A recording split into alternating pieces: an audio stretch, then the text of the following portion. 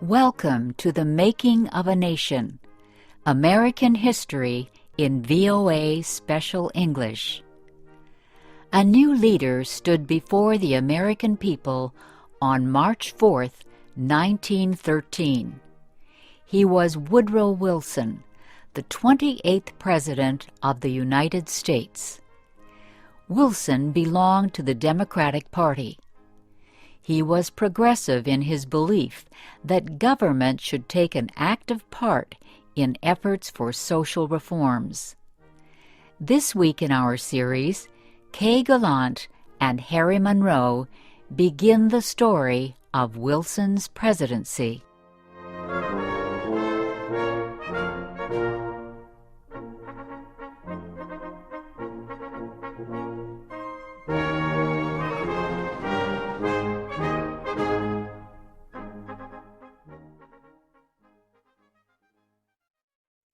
Woodrow Wilson had spent most of his life at Princeton University.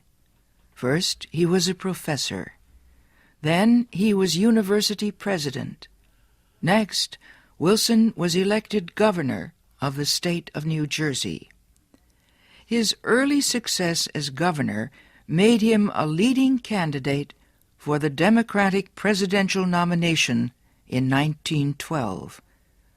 Wilson traveled widely around the country during the campaign. He made speeches to many groups. He tried to make himself and his ideas known to as many Americans as possible. Wilson called his program The New Freedom.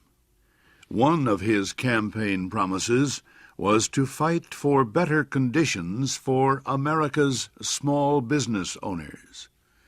Such proposals helped him win the Democratic nomination for president. Then he defeated President William Howard Taft and former President Theodore Roosevelt in the election. Woodrow Wilson, the former president of a university, had become the president of a nation. The largest crowd in Washington, D.C.'s history welcomed Wilson outside the Capitol building on the day of his inauguration. He called on the American people to join him in making the country a better place. "Our duty," Wilson said, "is to correct the evil without hurting the good.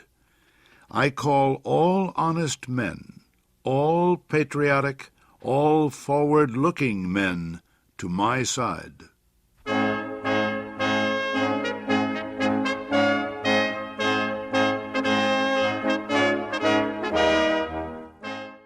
Wilson wasted no time.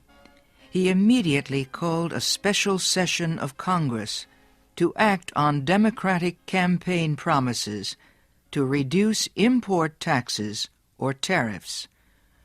Wilson felt strongly about the need to reform these taxes.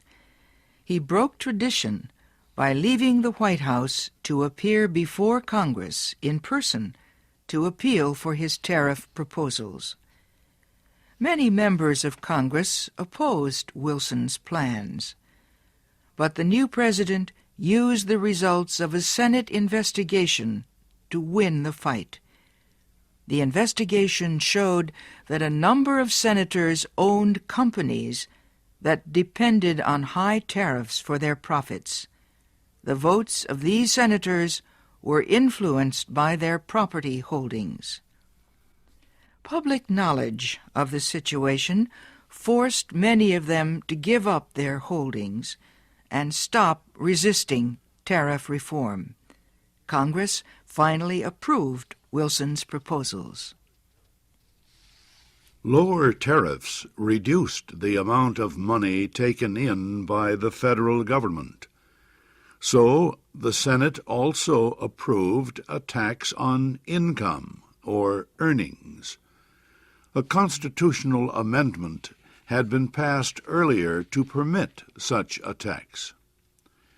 President Wilson and the Democratic Party were pleased with the new tariff and income tax bills. But they were far from finished. Next, they turned their efforts to reform of the banking industry. For several years, many people had recognized the need for changes in the banking system.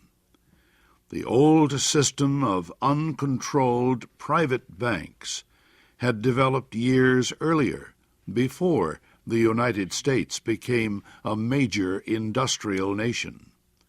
Many people agreed that a more modern system was needed, but they could not agree on details.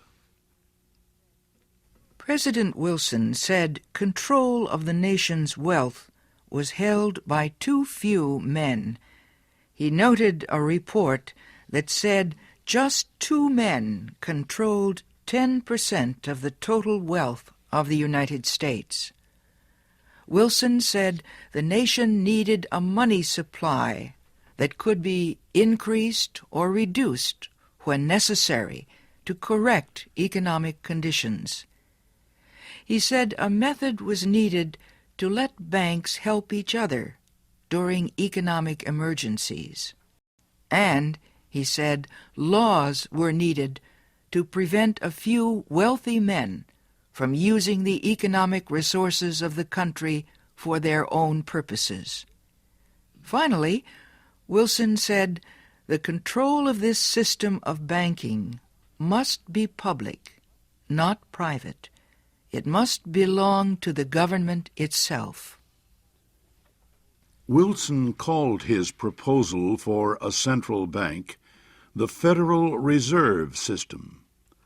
Under the plan, the nation would be divided into 12 areas.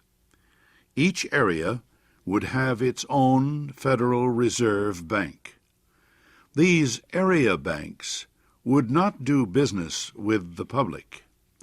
They would serve only as bankers' banks, and they would issue a new form of money supported by the federal government.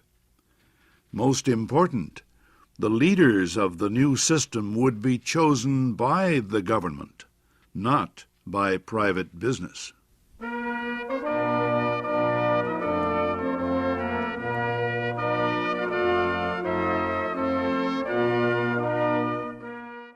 Bankers, business leaders, and their representatives in Congress sharply criticized President Wilson's proposals.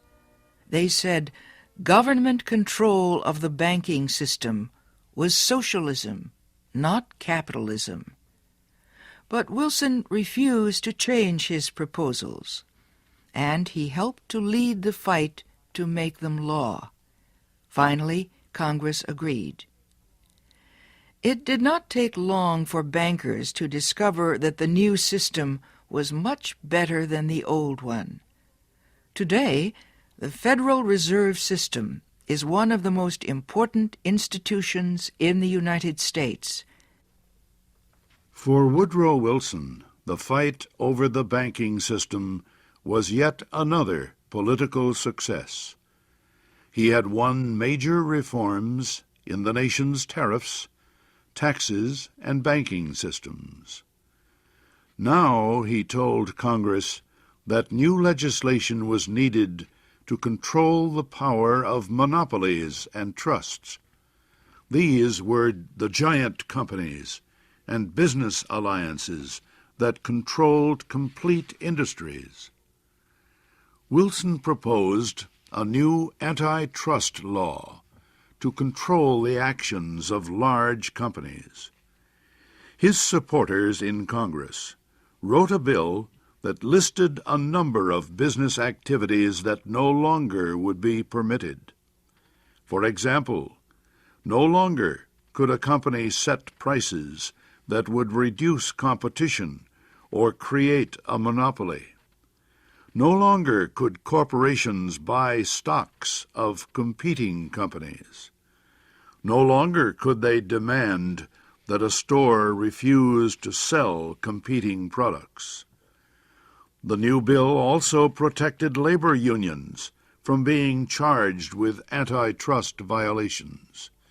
It gave unions more power to organize and protect workers. At President Wilson's request, Congress also prepared a law that set up a government agency called the Federal Trade Commission.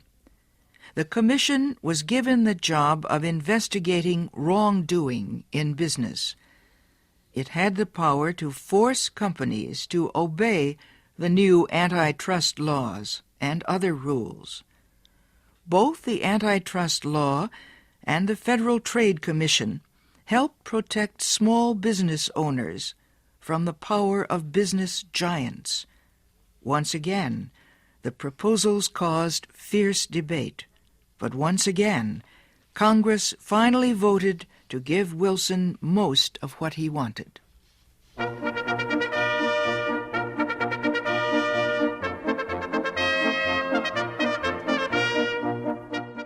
The early months of Wilson's term were one of the most successful times in the history of any president.